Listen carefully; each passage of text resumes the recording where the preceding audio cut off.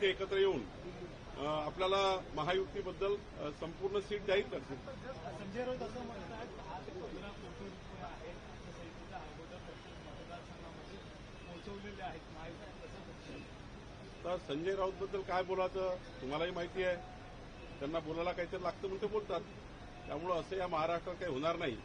कायद्याचे राज्य आहे महाराष्ट्रामध्ये आणि निवडणुकीची आचारसंहिता योग्य पद्धतीने पाळणारे आम्ही लोक आहोत. आम्ही कुठलाही असा दुरुपयोग करणार नाही ज्याच्यामुळे जनतेला कुठलंही प्रलोभन आम्ही दाखवणार नाही. आम्ही इमानदारीने जनतेला मत मागू आणि आमच्याकडे शिदोरी आहे. मोदीजीच्या 10 वर्षाचं सरकार, मोदींचं नवीन सरकार आणि आत्ताचं सरकार, या सरकारनी डबल इंजिन सरकारने जे कामं केले आहेत, एक राज्याचं सरकार आणि केंद्राचं सरकार, या डबल इंजिन सरकारने केलेल्या कामावर आम्हाला विश्वास आहे. आम्हाला जनतेमध्ये जाण्याचा आनंद आहे. जनता सुद्धा आनंदाने मत द्यायला तयार आहे. त्यामुळे आम्हाला अशा कुठल्याही भानगडीची गरज नाही. हे झालं ते झालं ते झालं, त्यांनी आरोप प्रत्यारोप केले ठीक आहे, पण आम्ही मात्र आमच्याकडे असलेली शिदोरी आम्ही घरोघरी घेऊन जाऊ आणि मला विश्वास आहे जनता आम्हाला मताचं कर्ज देईल. आम्ही मताचं कर्ज घेऊ आणि पुढचे 5 वर्ष मोदींचं सरकार आणि राज्यातलं सरकार हे डबल इंजिन सरकार सर्व योजना चालू ठेवेल. मुख्यमंत्री माझी लाडकी बहीण योजना चालू ठेवेल, शेतकऱ्याची वीज बिल माफीची योजना चालू ठेवेल आणि या महाराष्ट्रामध्ये ज्या ज्या योजना माननीय एकनाथ शिंदे सरकारने केल्या आहेत, ज्या ज्या मोदी सरकारच्या योजना आहेत, त्या आम्ही घरोघरी पोहोचवून पुढचे 5 वर्ष आमचं सरकार योग्य पद्धतीने योजना चालवेल.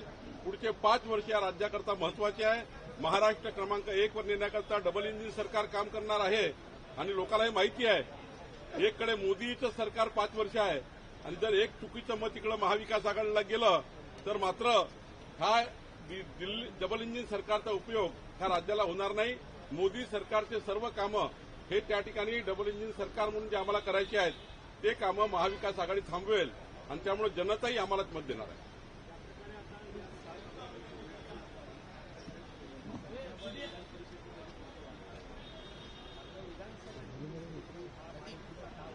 नाही, संख्याबळ आमचंच आहे विधान परिषदेमध्ये आणि आता हे वाढलंच आहे. काही डाव वगैरे नाही आहे. मागच्या अनेक दिवसापासून नियुक्त्या रखडल्या होत्या, आता नियुक्त्या होत आहे.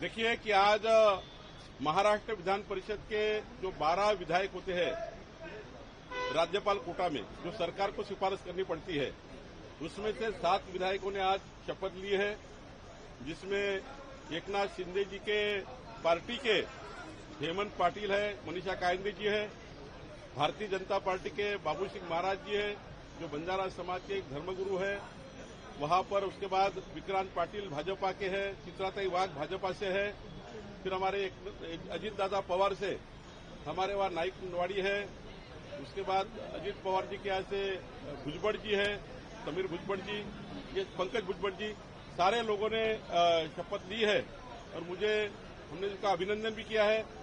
रही 5 सीटें जो है भारतीय जनता पार्टी, एकनाथ जी और अजीत दादा, ये तीनों पार्टी मिलाकर फिर एक बार इनका चयन होगा। पूरी 12 सीटें भी भरना है, इसके लिए हमने आज निर्णय लिया है। उसके बाद आज आचार संहिता लागू होगी। उसके बाद हम लोगों ने निर्णय लिया है आचार संहिता का कोई भी उल्लंघन ना हो। आचार संहिता के कार्यकाल में, चुनाव के कार्यकाल में हम सब लोग मिलकर, सारे पार्टियां मिलकर कोई भी ऐसा व्यवहार ना करें जो जीवन से जुड़ा हुआ हो, व्यक्तिगत जीवन पे हो, सामाजिक जीवन पर हो, किसी के व्यक्तिगत जीवन पे कोई आरोप ना करे। कोई ऐसे चुनाव में कोई भी व्यक्तिगत टीका टिप्पणी ना हो। पार्टी के विचारों की चुनाव होना चाहिए। अपने काम बताना चाहिए। अपना मैनिफेस्टो क्या होगा, उनके पार्टी का क्या होगा, हमारे पार्टी का मैनिफेस्टो क्या होगा, इसके ऊपर चर्चा होनी चाहिए। जनता विकास के नाम पे वोट देती है तो जनता उनका भी मैनिफेस्टो पड़ेगी, हमारा भी मैनिफेस्टो पड़ेगी। वो क्या जाहिरनामा देते वो भी जनता पड़ेगी, हम क्या जाहिरनामा देते ये भी जनता पड़ेगी।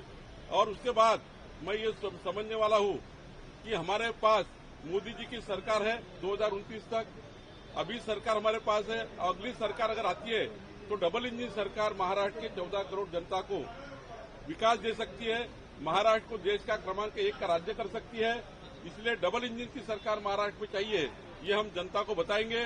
जनता में जाएंगे, जनता में वोटों का कर्जा मांगेंगे और अगले 5 साल काम करके वोटों का कर्जा वापस करेंगे। ईमानदारी से जो जो योजना हमने चालू की है वो पूरी हम करेंगे। आगे 5 साल में मुख्यमंत्री माझी लाड़की बहन योजना भी चालू रहने वाली है। किसानों के बिजली बिल माफ हो गए, वो भी चालू रहने वाला है। हमारी 2 सरकार, डबल इंजन सरकार, मोदी सरकार और महाराष्ट्र की सरकार मिलकर महाराष्ट्र का भला करेगी। महाराष्ट्र की जनता को ये भी मालूम है, अगर एक गलत वोट कांग्रेस को गया या महाविकास आघाड़ी को गया तो ये सारी योजना बंद करेगा। भारतीय जनता पार्टी और महायुति का वोट ये सारे विकास के काम करेगा, ये जनता को मालूम है। तो निश्चित रूप से जनता हमारी सरकार चुन के देगी और डबल इंजन सरकार को काम करने का मौका देगी।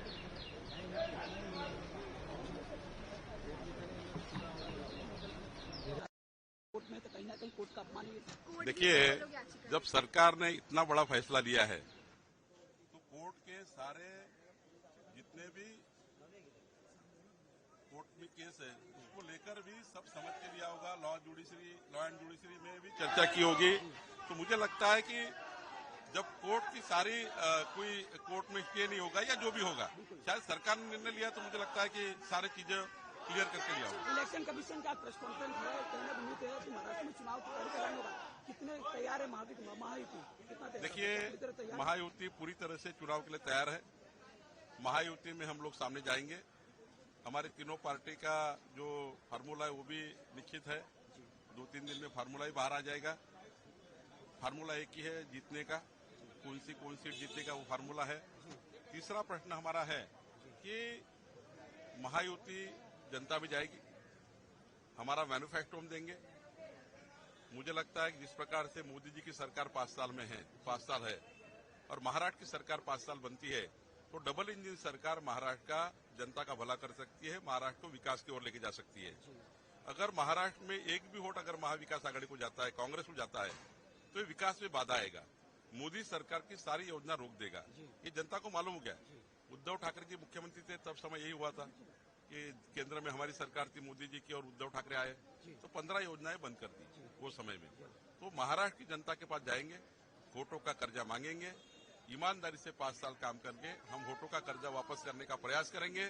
जनता महाराष्ट्र की अच्छा वोट करेगी, परसेंटेज ऑफ वोट अच्छा होगा और सारे पार्टियां मिलकर, मैं आपके माध्यम से अपील करूंगा, सारी पार्टियों ने मिलकर हम लोगों ने आदर्श आचार संहिता का पालन करना चाहिए।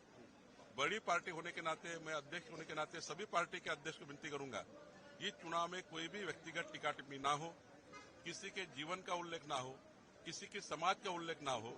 सभी लोग मिलकर आखिरी चुनाव के बाद तुमको ये कहना है, सभी को हम आपस में मिलजुल करते रहते हैं।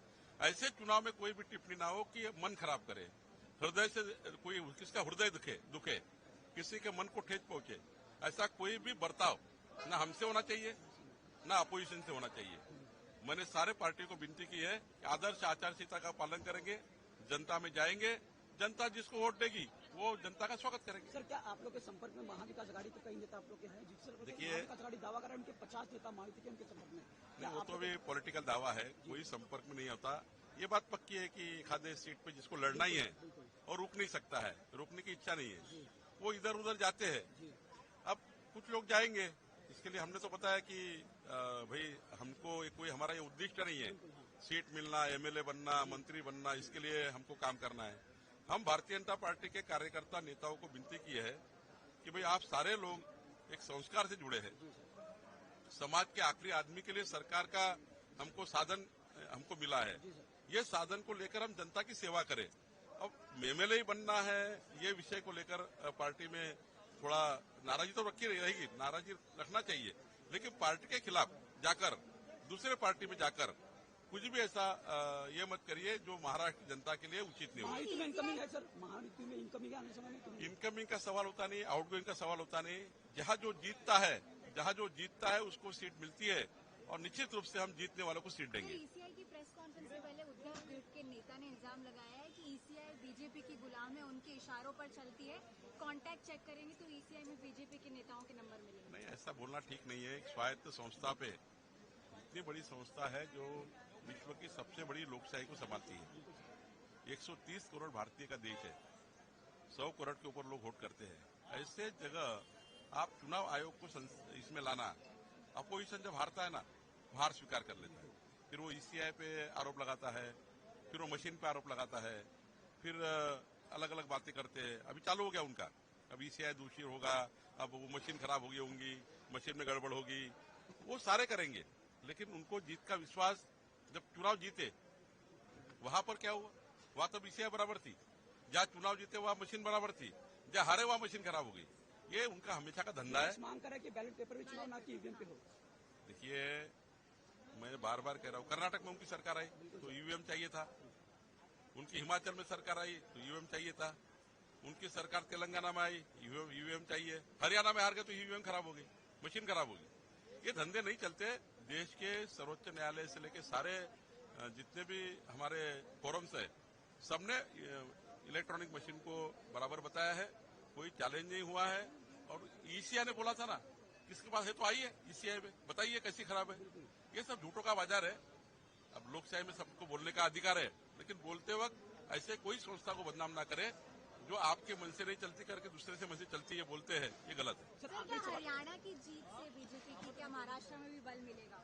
नहीं, देखिए, कॉन्फिडेंस तो बढ़ता है, लेकिन यहाँ पर हमको बूथ लेवल तक काम करना है। जो हमारे बूथ लोकसभा में पीछे थे, उनका हमने सारा सेग्रीगेशन किया है। ये बूथ कौन सा है, बी बूथ कौन सा है, जहां हमको कम वोट मिले वहां हम जाएंगे, जनता ने हमारे खिलाफ क्यों वोट दिया उनसे मिलेंगे, हार्ट टू हार्ट और मैन टू मैन बात करेंगे।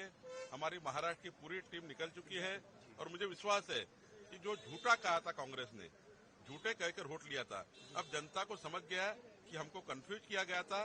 हम कन्विंस करेंगे और वोटों को दोबारा विनती करेंगे कि मोदी जी के नेतृत्व में देश को आगे लेके जाने के लिए, महाराष्ट्र में महायुति को आगे लेके जाने के लिए डबल इंजन सरकार महाराष्ट्र का भला कर सकती है। ये विषय को हम घर घर जाएंगे और हम जीतेंगे। विपक्ष को लॉ एंड ऑर्डर का सवाल शुरू कर रहे थे, कानून व्यवस्था ठीक नहीं है महाराष्ट्र में।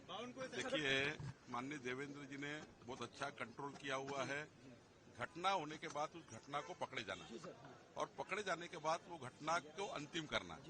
हमारी एकनाथ शिंदे सरकार घटना को पकड़ भी रही है, घटना के आरोपी को पकड़ रही है और साथ साथ में उसको अंतिम करने का